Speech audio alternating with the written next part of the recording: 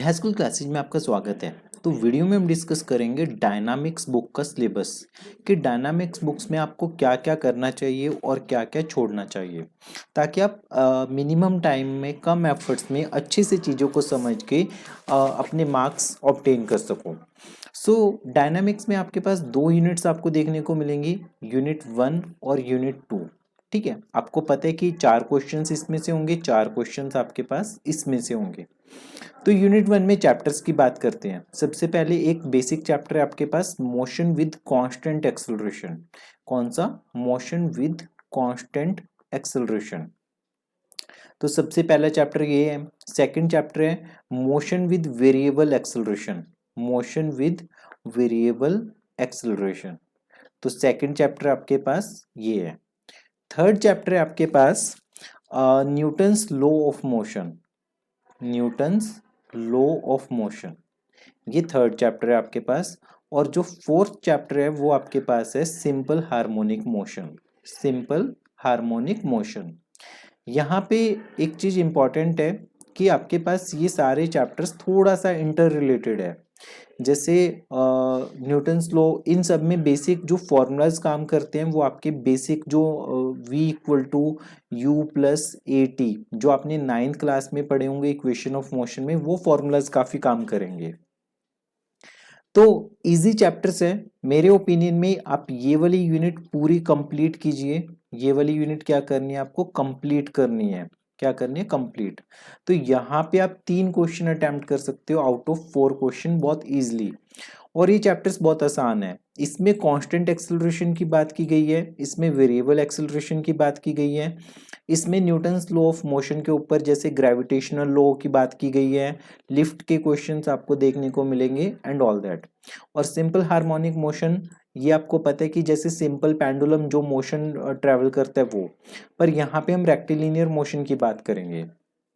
Unit 2 की अगर हम बात करें तो यूनिट 2 में आपके पास कौन कौन से चैप्टर्स हैं? सबसे पहला चैप्टर है आपके पास प्रोजेक्टाइल्स। कौन सा चैप्टर है? प्रोजेक्टाइल्स। ये चैप्टर +1 में इंट्रोड्यूस होते हैं आपके पास। जो फिजिक्स के स्टूडेंट्स हैं जिन्होंने नॉन मेडिकल की हुई है वो +1 में प्रोजेक्टाइल चैप्टर को देखते हैं।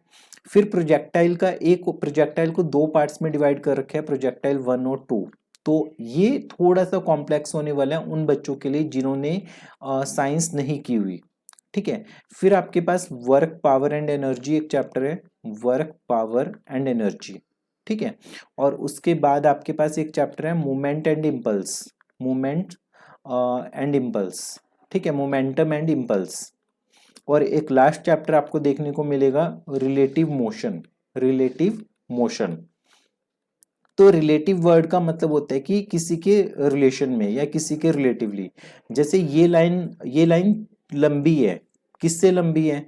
इस लाइन से लंबी है, तो ये रिलेटिवली लंबी होगी ना इस लाइन से। तो रिलेटिव मोशन में भी हम यही चीज देखते हैं कि relative motion frame of reference किसके विद रिस्पेक्ट टू कैसे है। तो यूनिट 2 में आप क्या कर सकते हो? यूनिट 2 में आपको 2 क्वेश्चंस अटेम्प्ट करने हैं। 3 क्वेश्चंस इसमें से अटेम्प्ट करने हैं यूनिट 1 में से, और 2 क्वेश्चन आपको यूनिट 2 में से अटेम्प्ट करने हैं। तो यूनिट 2 में से मैं जो रेकमेंड करूंगा आपको प्रोजेक्टाइल चैप्टर। ठीक है। उसके बाद वर्क पावर एनर्जी वाला चैप्टर आप कर सकते हो, ये इजी है। ठीक है। अगर मोमेंट एंड इम्पल्स और रिलेटिव मोशन आपको इजी लगता है तो आप इनके साथ जा सकते हो। यूनिट 1 आपको कंप्लीट करनी है हर हाल में, क्योंकि यहाँ से 3 क्वेश्चंस बनेंगे और तीनों बहुत इजी होते हैं। ठीक है। बेसिकली 4 में से आपको कोई 3 ही तो करनी है, और इसमें आपको कोई 2 क्वेश्चंस करने हैं। तो इस यूनिट को कंप्लीट करो और इस यूनिट को सेलेक्टेडली करो। ठीक है। अब पेपर को प्रिपेयर करने का तरीका क्या होगा? सबसे पहले आपके पास कोई भी बुक है, अगर मैं पीयू के अकॉर्डिंगली बात करूं, या तो आपके पास प्रिसाइज की बुक होगी या फिर आपके पास स्पेक्ट्रम की बुक होगी या कोई भी और बुक भी है। ठीक है। तो उस केस में सबसे पहला टास्क आपका ये होना चाहिए कि कोई भी चैप्टर है उसकी थ्योरी, उसकी जो थ्योरी इन बुक्स में दी हुई है या जो डेरिवेशंस दी हुई है, उनको आपको बहुत अच्छे से समझना पड़ेगा। उनको क्या करो? उनको समझो। ठीक है। उनको अच्छे से समझो। उसके बाद इसके एग्जाम्पल्स तो आपको डेफिनेटली करने ही करने हैं। एग्जाम्पल्स कंप्लीट करो, सारे एग्जाम्पल्स। ठीक है। जितने सॉल्व्ड एग्जाम्पल्स हैं सारे सॉल्व्ड एग्जाम्पल्स आप कंप्लीट करो। उसके बाद थर्ड पार्ट है कि अगर एग्जांपल्स करने के बाद अगर आपको एक्सरसाइज के क्वेश्चन सारे नहीं भी करने तो कम से कम एक्सरसाइज के वो सारे क्वेश्चंस कर लो जिन पे पीयू लिखा हुआ है, ठीक है, मतलब कि जो पीयू के प्रीवियस ईयर सालों में पूछे जा चुके हैं। तो अगर आप इतना भी करते हो मिनिमम यूनिट 1 में तो आप इजिली 15 से 18 नंबर ले सकते हो, ठीक है। अगर आप यूनिट 1 और 2 को पैरेलली करते हो तो अब आपके नंबर कम से कम 25 से 28 नंबर के बीच में आप इजिली स्कोर कर सकते हो, ठीक है। क्योंकि ऑप्शंस बहुत होते हैं आपके पास, चॉइस बहुत होती है कि आपको 8 क्वेश्चंस में से सिर्फ कितने 8 क्वेश्चंस में से सिर्फ 5 क्वेश्चंस ही करने हैं और हर क्वेश्चन 6 नंबर का है। तो 3 क्वेश्चंस की चॉइस तो आपके पास है ही है कि 3 क्वेश्चन आप छोड़ सकते हो, तो उसके अकॉर्डिंगली आप सिलेबस भी छोड़ सकते हो, ठीक है, क्योंकि अब टाइम कम रह चुका है, ठीक है। अब हार्डली अगर आप बात करें तो 7 मार्च है, 7 मार्च के बाद आपके पास 15 अप्रैल तक मोस्टली क्लासेस चलती है, उसके बाद आपके प्रैक्टिकल्स वगैरह शुरू हो जाते हैं, ठीक है। प्रैक्टिकल शुरू हो जाने के बाद आपके पास टाइम बहुत कम बचेगा, ठीक है। और ये सेमेस्टर इंपॉर्टेंट इसलिए हो जाता है क्योंकि फोर्थ सेमेस्टर में अगर किसी बच्चे की बाय चांस दुर्भाग्यपूर्ण तरीके से अगर रीअपीयर आ जाती है तो उसे 6 सेमेस्टर में क्लियर करनी पड़ेगी, और 6 सेमेस्टर में ऑलरेडी आप किस करियर की तरफ ओरिएंटेड होती हो, ठीक है, वहां पे आपको करियर बनाना होता है, आपको एमएससी एंट्रेंस देना होगा, आपको एमबीए का एंट्रेंस देना होगा, और भी बहुत सारी चीजें होती हैं, गवर्नमेंट एग्जाम्स की आप तैयारी कर रहे होते हो, तो वहां पे आप 6 सेमेस्टर के साथ 4 सेमेस्टर को के एग्जाम्स देना मुश्किल हो जाएगा। सो बेटर यही है कि आप अभी से प्रिपेयर करो, अच्छे से प्रिपेयर करो, पढ़ो, प्रैक्टिस करो, क्योंकि इसका कोई भी शॉर्टकट नहीं है, ठीक है।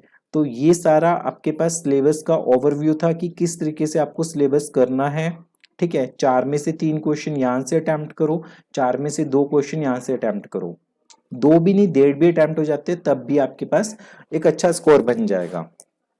किसी भी बुक से पहले थ्योरी को पढ़ो, फिर डेरिवेशंस को समझो, एग्जाम्पल्स को करो, फिर एक्सरसाइज के पीयू के क्वेश्चंस को करो, तो इतना कर लोगे that is more than enough, ठीक है। और उसके अलावा पास होना जरूरी है, ठीक है।